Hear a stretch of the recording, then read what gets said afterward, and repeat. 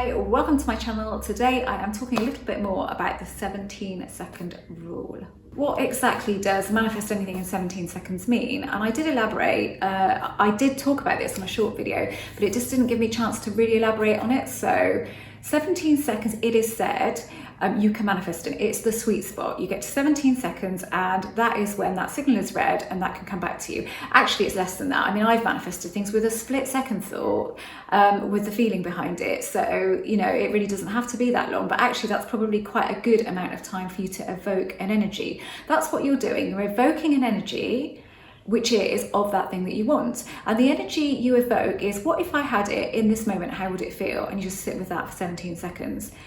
That's the theory behind it. I say go 30 seconds because that gives you a bit more time to actually evoke that feeling. Otherwise, by the time you've evoked it, the timer's gone off and it's done. So set a timer for 30 seconds, especially when you're new to this. I can do it in a few seconds now, but I'm practiced. This is the only way that I manifest. And I don't call it manifesting in my own life. All I say is, I don't call it anything, to be honest. It's just life. I see this as a big giant quantum computer, and the feeling, so the energy I have around a subject is what I'm going to get delivered back to me, because that's all that can happen, that's all that can be read. If you are doing this for a very short amount of time, then you are keeping that signal pure. So that signal is very easily read, and the way that it's read is exactly as, so you don't have chance to mess it up with anything else. It's as simple as that. You're not messing your signal up. It's clear, it's clearly read. Oh, okay, it's that, you want that, there you go. That's what this means. In a nutshell, that is the best way to describe it. You're keeping it on point, you're not messing it up. When we go into long visuals of things that we want, we kind of, yes, it might feel nice, but can you imagine all of the feelings that are coming in there? Particularly if it's a person that you want. Imagine all of those feelings within that visual. There's going to be such a lot in there. So that signal then, so that energetically, it becomes a signal. And that signal then is what, just imagine it like this, it's going out there and it's read. So it's, oh, a bit of this, a bit of that, a bit of this, a bit of that. So it's never really 100% what we want because we haven't kept it on point. That's why if you use visualization for manifestation, it's much better to keep that visual really short, to a minute or 2 minutes max, and keep the visual the same every single time. Don't go off on different tangents and have all of these different visuals, because then your signal is completely mixed all of the time. So it's, oh, what do they want now? Oh, you know, it's really confusing. So think of it like that. Energetically, you are being read. So what is your energy doing? So, okay, let's keep it really short, because my energy can only be doing that one thing and I can monitor it really well in that short period of time. So that's what you're doing. What would it feel like if you had it today? It's like the wish fulfilled, basically, for 17 seconds, but let's do 30 seconds whilst you're practicing with this.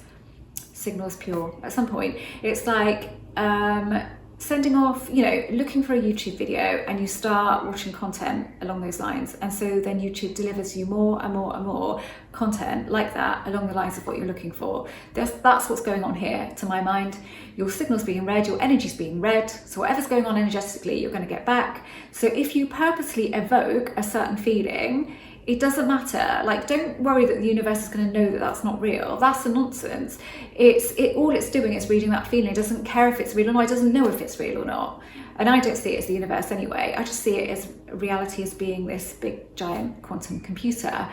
You know, some people say, oh, you think we're in a simulation then? Not necessarily. I don't know what I think, but that's how it works for me, because I am not spiritual particularly. Some people say I am, but I don't feel that I am. So I like to think of it scientifically, and that really, really works for me. So do it for a short amount of time. You're keeping that signal pure. It cannot get mixed up with anything else. That is what you want. Oh, okay, there you go. You don't know when it's going to come. Don't do this and then look for the result. Just do it as an exercise. I'm going to do this a couple of times a day for 2 weeks, and then done deal on that particular subject.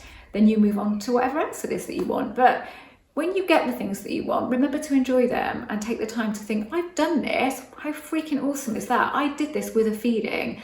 Energetically, I evoked that feeling and look what came back to me. So that is all it is in a nutshell. So I'm going to stop now because I don't want to make this any more complicated than it actually is. I'm an author. All my books are listed below, all based around the law of attraction. When people say to me, you don't teach the law of assumption, I don't really kind of teach law of attraction or law of assumption. I just kind of relay to you what I think this is, and if I can help you with my coaching, saying, look, this is how I see this, try it like this. That's what I'm doing here. I don't think of it law of assumption or law of attraction. I just think of it as life. So teaching you a new life skill, basically. What works for me hopefully will work for you, and maybe it's not your cup of tea, and that's fine, but if it is, then awesome. Okay, so I do some coaching, Zoom coaching, I do email coaching. There's a members area on my website which is completely free to sign up. If you want to have a poke around, see what is there for free, have a look at that. You can do that by going to the coaching page on my website. It's right at the bottom of the page. To create an account. My son Harrison has a Law of Attraction channel, and Harrison and I do a podcast every single week. He had to do it by himself last week because I couldn't make it, but mostly I do make it, and it's a bit of fun, really. We talk about all things Law of Attraction. We go off on lots of tangents. We talk about relationships, our own and other people's and that kind of thing.